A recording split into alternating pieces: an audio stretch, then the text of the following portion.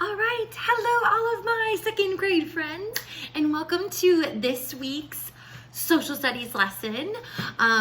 Don't mind Yoshi dog being a cuckoo bird over there. But our next 2 weeks of social studies, our last 2 weeks of distant learning, we are just going to read about some famous Americans and just do a little bit of a history lesson on the background of their lives. So your homework, or not really homework, but just what I would like you to do when you are done with this is talk about 2 things that you did not know before you read about or heard about, since Mrs. R is going to read it to you, about this particular person. And I thought, since we just learned about our dollar bill when we talked about our economy and all of that, I figured we would learn today about George Washington. Because where is George Washington on our money? He's on the dollar bill. So I thought, how neat will it be to read about George Washington? This is from National Geographic's kids novel book, and it's by Carolyn Gilpin. So remember, you want to think of 2 things that you didn't know about George Washington before you read this book that you'll learn after now. George Washington.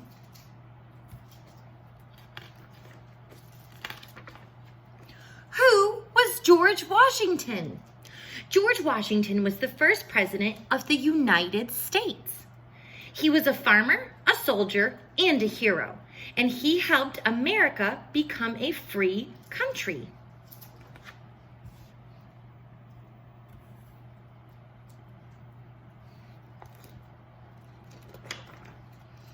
Growing up, George was born on February 22nd, 1732, on a farm in Virginia to a very large family.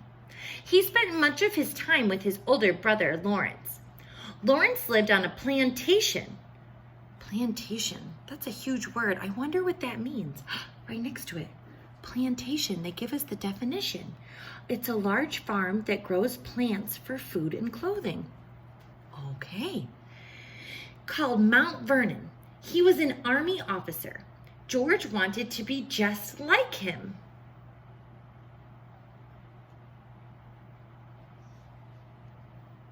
That looks like it's a picture of his house. Teaching himself. When George was 11, his father died, and he had to stop going to school so that he could help out at home. But George read a lot and taught himself. And when he was 17, he got a job measuring land to make maps. Yoshi, give me that. Give me that. Sorry about that. Measuring land was called surveying. It's an important job, and George did it well. George was brave and strong, and he was very good at riding horses, and this helped him become a great soldier a few years later. When George was just 23 years old, he was asked to lead the Virginia soldiers, and this is a portrait of him in his uniform.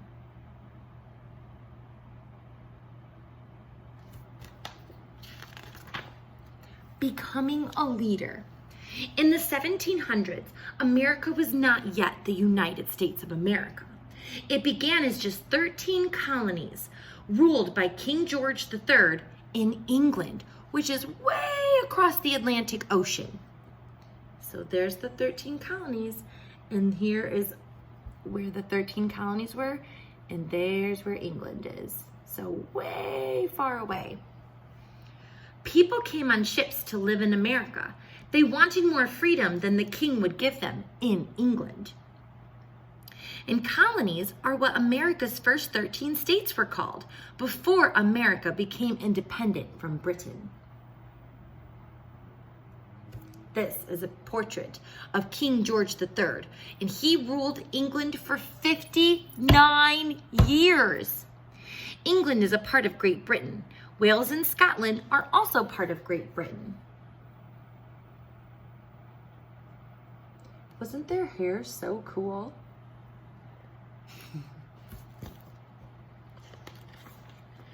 In his time, many things were very different in the 1700s. Home Many colonists lived on farms and built most of their own houses and furniture, and they used homemade candles to light their rooms. For food, most people grew their own vegetables such as squash and peas. They hunted animals such as deer and rabbits for meat. Staying in touch. There were no telephones, so people used to use feather pens and ink to write long letters, and the letters took weeks to reach anybody. Chores in school. Children helped with farm chores. Most children did not go to school, and they learned to read and write at home.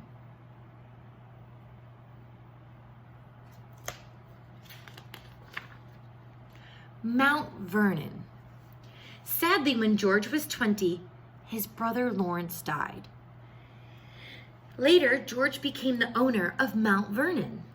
In 1759, George married Martha Custis, and they were happily together, married at Mount Vernon. George Washington did not have a middle name. What? That's so crazy.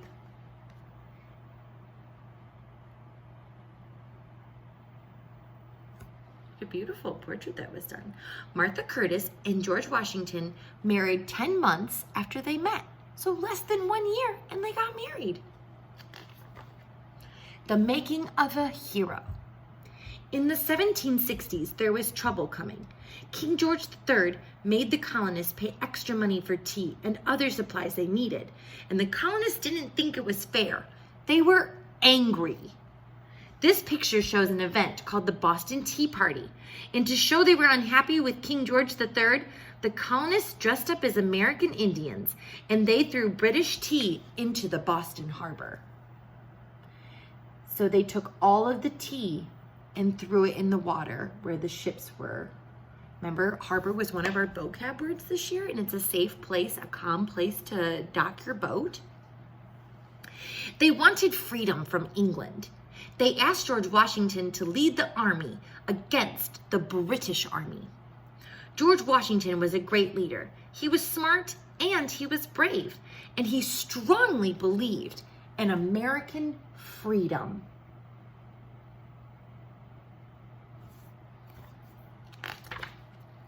War and peace. The Revolutionary War started in 1775. The British thought they would win. They had more men and more supplies.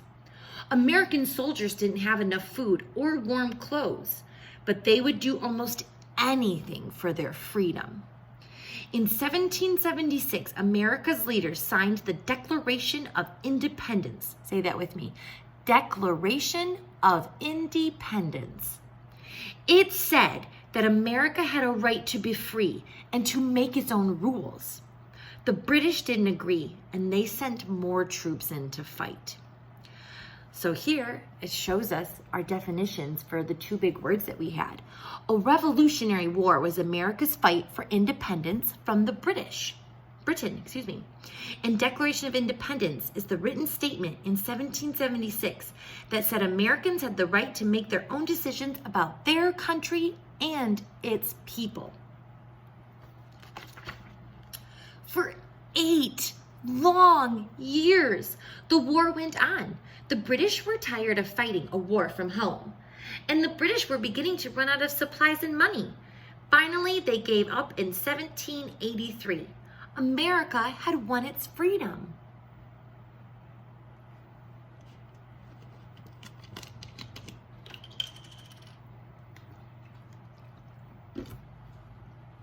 On Christmas Day in 1776, George Washington led his soldiers across the frozen Delaware River. They made a surprise attack on British troops the next morning. George's men won the battle, and it gave them hope that they could win the war. 5 cool facts about George Washington. Number 1, numero uno. He had false teeth made from things like lead and ivory. He did not have wooden teeth. Number 2, numero dos. He was born February 22nd, but today, most Americans celebrate his birthday on the 3rd Monday of that month, often called President's Day. Fun fact number 3, numero tres. He liked fox hunting on horseback. And one of his favorite horses was named Blueskin. Interesting. And fun fact number 4, numero cuatro. He liked cornmeal pancakes called hoe cakes with butter and honey for breakfast. And number 5, numero cinco. He was very tall, almost 6'3". He had size 13 feet. Holy guacamole, I did not know George Washington was 6'3". For some reason in my brain, I thought he was short. Cool fun fact. Very first president. How would this new country work? Well, in 1787, men from each state came together to write new rules for the United States. They called these rules the Constitution. Say that with me. Constitution. They had to choose a new leader. George Washington was elected the first president of the United States in 1789. And it was a big job to unite the country. And unite means to bring together. In their own words, George Washington's friend Henry Lee III said that Washington was first in war, first in peace, and first in the hearts of his countrymen. George Washington became president on April 30th, 1789. He didn't want to be called King Washington or have people bow to him. He chose to be called president.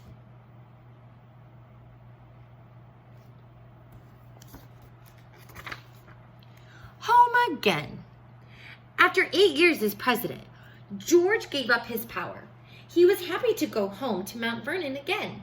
He had many visitors, and he rode his horses every day. And in December of 1799, George got sick with a bad sore throat. There was no medicine in this time to cure him, and so he was 67 years old when he died. And remember our work that we did in Mr. and Mrs. Research class with timelines of someone's life? They gave us a timeline for George's life. And timelines consist of having a specific date or time and then a fact about that person during that time. So I'm not going to read it all, but there's the nice timeline of George's life. In his honor, George Washington was greatly loved. He is the only president to have a state named after him. And his face is on the dollar bill. We already knew that one. And the quarter in a U.S. postage stamp. Washington, D.C. is America's capital city, and it's also named after George. And George Washington is one of the 4 presidents carved in rocks at Mount Rushmore National Memorial in South Dakota. And I know some of my friends have actually been there. And we just learned about the dollar. In Washington, D.C. is where Mrs. Reister is right now. Well, I'm like 25 minutes north from there, but I'm right here. Yoshi and I went and saw the Washington Memorial with Mr. Nick like a month ago. I have a picture in front of it. George Washington was the only president who did not live in the White House. And at 555 feet, the Washington Monument in Washington, D.C. is the world's tallest stone structure. Literally, Mrs. Reister was just there. How cool. What in the world? Here are close-up pictures from George Washington's time. Use the hints below to figure out what's in each picture. Okay, well, we probably won't do these just because we're not together and it might be hard to do. But yeah, how cool is that? So now I want you to think and tell your mom, your dad, your brother, your sister, your dog, your cat, the worm that you found on the sidewalk, I don't care who. Tell somebody 2 cool things you learned about George Washington. As soon as I get off of here, I'm going to tell Yoshi 2 things about George Washington that I did not know before I read this book. So I hope you enjoyed our little history lesson for today. And I hope you are having a wonderful, wonderful week. And you're getting outside and exploring nature and feeling that sun on your skin. All right, guys, have a great week. Bye.